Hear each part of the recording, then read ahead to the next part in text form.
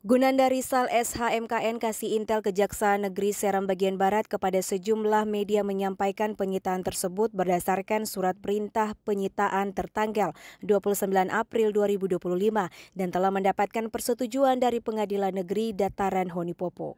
Dari hasil penyitaan ada 7 dokumen yang berhasil diamankan atas dugaan tindak pidana korupsi pengelolaan anggaran penanganan COVID-19 pada Dinas Sosial Kabupaten Seram Bagian Barat tahun anggaran 2020 yang mengakibatkan kerugian negara sebesar 5,5 miliar rupiah.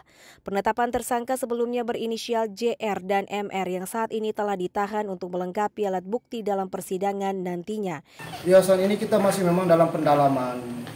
Jadi kita masih dalam pendalaman, kita mencari apakah memang ada keterlibatan pihak-pihak lain dalam hal ini. Nah, jadi kita masih tahap proses pengembangan pendalaman penyidikan.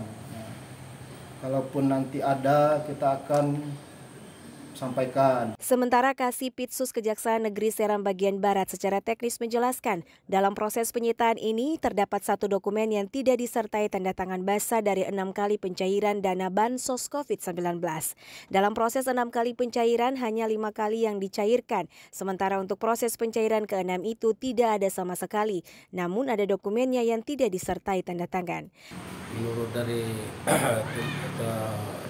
pendalaman dari penyidik, masih belum ada bukti permulaan yang mengarah kepada tindak pidana, tapi kita akan kembangkan. Makanya maksud kita melakukan penyitaan ini kan untuk melihat keterlibatan siapa-siapa lagi yang terlibat di dalam. Dari Biru Kabupaten Seram Bagian Barat, kontributor TVRI Joshua Kaya melaporkan.